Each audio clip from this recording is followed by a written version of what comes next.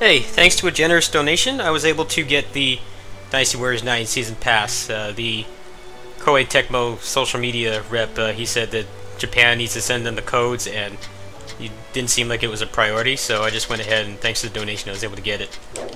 Overall, I think my overall review of this DLC is that if you're looking for like really fun material stuff, like new drops and things like that, there's really not much of anything, but if you're an old school Musou player and you like the the challenges that Dynasty Warriors 3 and a lot of those PS2 era games had, then you're going to really like this in general.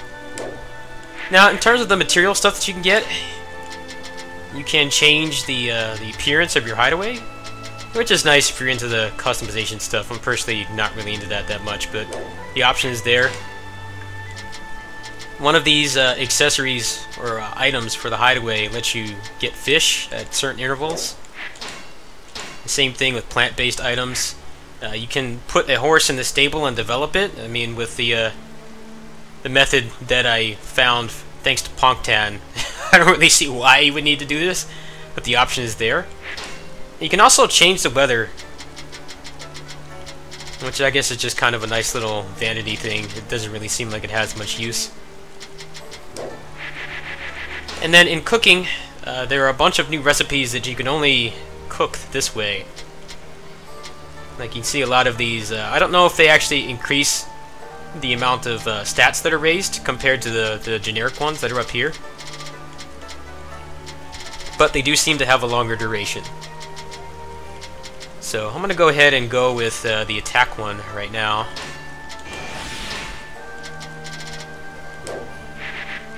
Now for crafting, it's kind of a buzzkill. I didn't really see anything new that I could craft in here. So unfortunately, doesn't have what I wanted, which was the ability to craft lore gems. You pretty much just have the ability to craft it here. I don't even know what the benefit is. I hope someone will prove me wrong on this, but it doesn't seem like there's much point to this. So that's all the material stuff you can unlock. There are a couple other little vanity items which I didn't get because I didn't do well enough on the challenges. But in terms of maximization, these challenges are a lot of fun. So the way that you access them is you go here and you'll notice a bunch of challenges scaled to whatever your current officer's level is. Like Ling Tong, I have him maxed out, so everything is level 100. So if you're actually looking for something to use all of those juicy lore gems on, then this is actually going to satisfy you quite a bit. I might actually do some maximization with this, maybe if they get that optimization patch out sometime in the next century and I can run the game a little better and make it look a little better for those kinds of videos.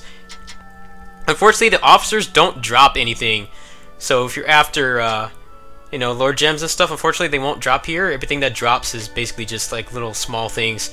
The grappling hook is also disabled on some of these challenges as well, so if that was a complaint you had, then that's actually been addressed too. So I'm gonna do a short one here.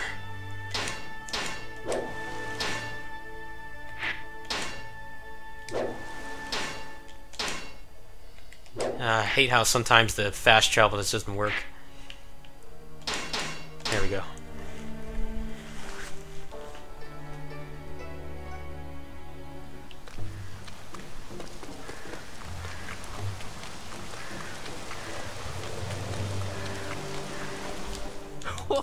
You can also get some crafting materials from this, but I'm pretty sure if anybody who's bought this DLC at this point has probably already crafted everything there is to craft. So it's more just for fun. Once you get the items, which seems to just be given to you if you clear it all, then the rest is just random crafting items and stuff.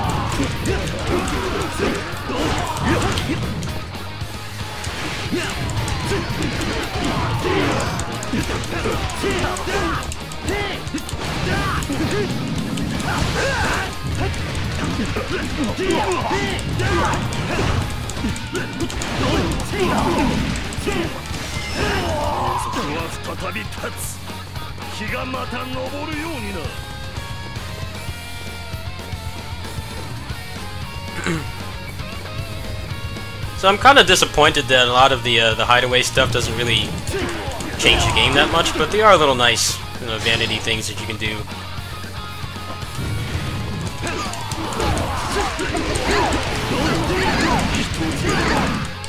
I imagine stuff like being able to fuse the lore gems or have more control over them is probably something that will just be added in a free patch instead of the DLC, which is actually a good thing. I think it's actually a blessing in disguise they don't have any here, so you don't have to pay $25 to actually have some control over the end game.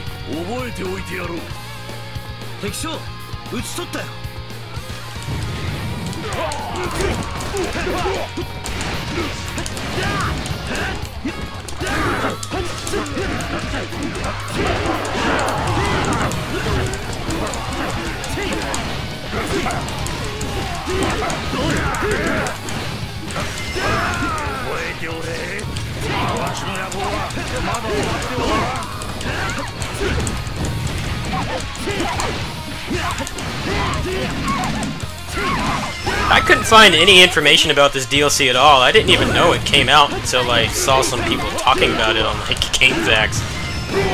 It doesn't seem like they're advertising it that much. Obviously the juicy DLC is going to be the next few batches, which is going to be the weapons and the unique NPCs being playable.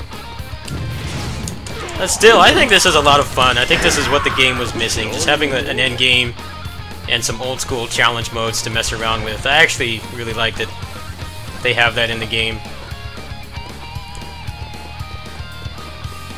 And the one with Zuo-Chi, that one is actually pretty challenging, so if you're looking for something to do for like maximization or endgame stuff, that's probably the best thing you're going to have to offer in this DLC. The other ones are more just like little fun challenge modes that you can do. They don't really have much of a, I don't know, maximization kind of potential. But I don't think that matters to most people. I actually went through all of them. The only one I didn't find was fun was the poison one. But like I said, it seems like you only just have to do a minimal amount to get the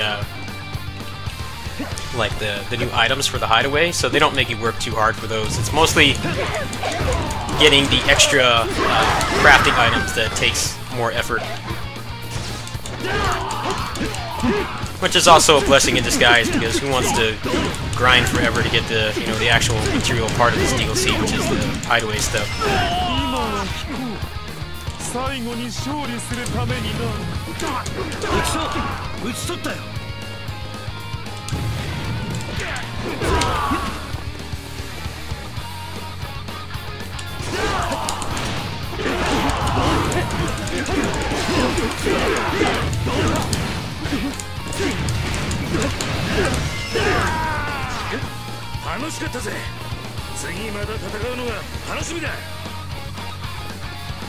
They only have to take out the named officer that it indicates, otherwise you don't have to fight the other ones.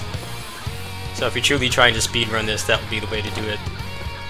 Now the grappling hook obviously is enabled here, but in the Zuo-Chi one it's actually disabled. Like you have to use like the acrobatics and stuff, like wall jumps and things like that, to get to the other areas. So it's more like an old school Dynasty Warriors stage where you can't just Rambo through everything.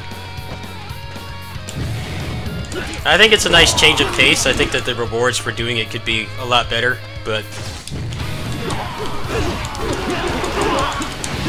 someone who's been playing these for a long time that had a lot of fun with the challenge modes back in the past, PS2 era. I actually enjoy that they have some new, ways to just have fun with the game without worrying about open world and stuff.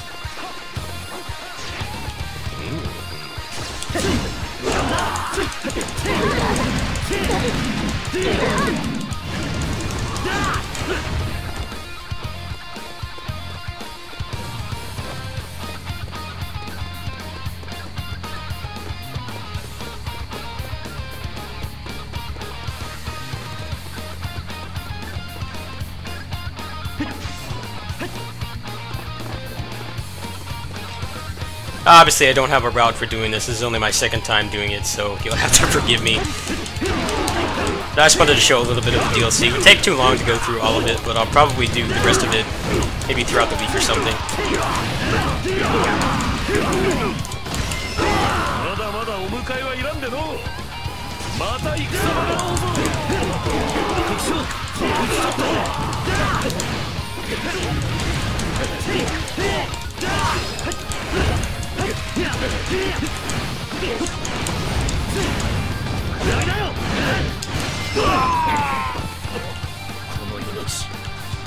One more to go.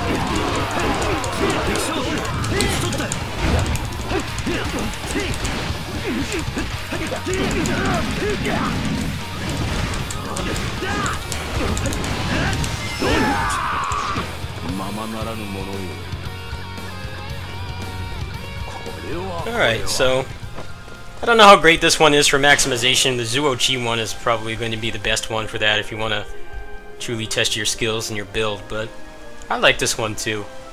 They're all pretty fun. They all offer a varied challenge and kind of just something instant, which I think is what this game desperately needed. Just some instant stuff that you could just turn on and do. Like, see, for that I got pretty much everything, but it's mostly crafting materials, which are probably going to be relatively useless to you at this point of the game. But yeah, like I said, just go to your accepted missions and you'll see a bunch of ones scaled to your exact level. That's how you access them. You can't access them from town or anything. And then there will be hold on, I used my Muso by accident. But behind me, you see there's a sage here. You talk to them and it'll give you a quick tutorial, and then you just go straight in there. So I enjoy this DLC overall. I hope that the weapons are going to be of this quality. I do wish that they would have added some more interesting things to the Hideaway, because I personally don't care about the customization stuff. But it's nice that you can get some materials. You can raise a horse, which is kind of pointless given the new method that we have to level up a horse in like 20 minutes. And you can craft some new recipes as well, which is pretty cool. But they seem to just be the same ones as before. They just have an increased duration. I'm not sure if they actually changed the stats or not. I'll have to test that later on. Oh yeah, apparently here it doesn't raise the stats at all, so that's kind of a bummer, but if you want to hunt for a long time, it's kind of nice that you can do that. Anyway, that's pretty much the extent of the first batch of DLC for Dynasty Warriors 9. I'll definitely be covering the both the unique characters, the new weapons, and I'll probably do some maximization on the Zuo-Chi map as well. Peace.